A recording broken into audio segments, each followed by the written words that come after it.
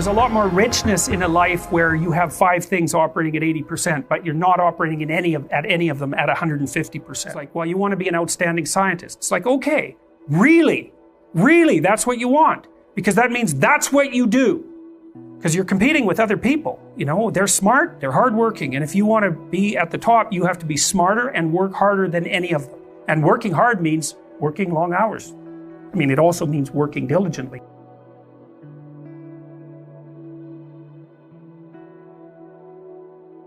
If you concentrate solely on your career, you can get a long way in your career. And I would say that that's a strategy that a minority of men preferentially do. That's all they do. They work like 70, 80 hours a week.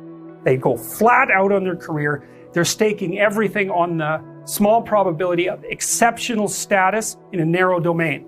But it's hard on them. They don't have a life. It's very difficult for them to have a family. They don't know how to take any leisure activity. Like, they get very one-dimensional. Now, it may be that unidimensionality is the price you have to pay to be exceptional at one thing, right? Because if you're going to be something like a genius level mathematician and you want to do that or a scientist, say, it's like you're in your lab all the time, you're working 70 hours a week or 80 hours a week, you're smart, you're dedicated, you're unidimensional, and that's how you get to beat all the other people who are doing that. It's the only way. But the problem is you don't get a life.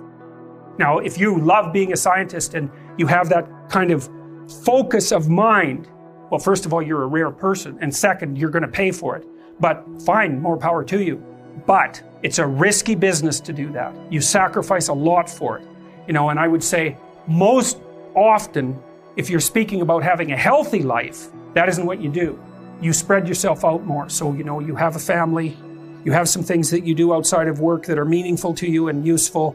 You have a network of friends.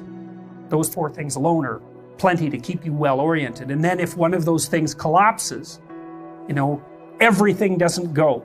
Now, the price you pay for that is the more you strive to optimize that balance, the less likely you are to be fantastically successful at any single one of them. But you might have a very, you know, if you consider your life as a whole, that might be a winning strategy. One of the things Carl Jung said, I really liked this. He thought that men went after perfection and women went after wholeness. There's something different at the top of the value hierarchy. So perfection would be stake it all on one thing and look for radical success. Not that all men do that, because they don't, but we're talking about extremes, at least with regards to the men that do that. The wholeness idea is more like, well, I want one thing in my life to be 150%, or I want 5 things in my life to be 80%. There's a lot more richness in a life where you have 5 things operating at 80%, but you're not operating at any of them at 150%. So, and I really believe this because I've watched men and women go through their careers now for a long period of time. And one of the things there's lots of things that produce this, but one of the things that I've noticed is that mostly women in their 30s bail out of unidimensional careers.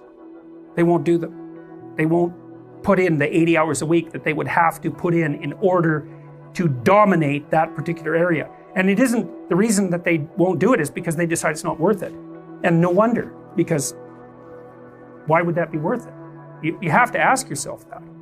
It's like, well, you want to be an outstanding scientist. It's like, okay, really, that's what you want. Because that means that's what you do. Because you're competing with other people. You know, they're smart, they're hardworking. And if you want to be at the top, you have to be smarter and work harder than any of them. And working hard means working long hours. I mean, it also means working diligently, but in the final analysis, it's also an additive issue. If I'm smart and hardworking and I can crank out for 70 hours a week and you do it for 30, it's like in 2 years, I'm so far ahead of you, you will never, ever catch up. And I think maybe part of the reason too that women are oriented that way more than men, I think there's 2 reasons. One is socioeconomic status does not make women more attractive on the mating market, but it does make men more attractive. And the second is women's time frame is compressed, right? Because guys can always say, well, I'll have kids later. And they can say that till they're like 80.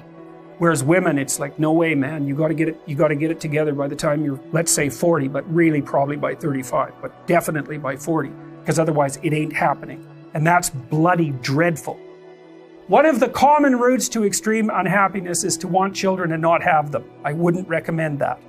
You know, you see couples who are in their 30s. 1 couple in 3 over the age of 30 has fertility problems. That's defined as inability to conceive after 1 year of trying.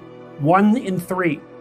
It's worth thinking about, because people are very, very unhappy if they want to have kids and then they can't. Man, you're in the medical mill for 10 years if that's what happens to you.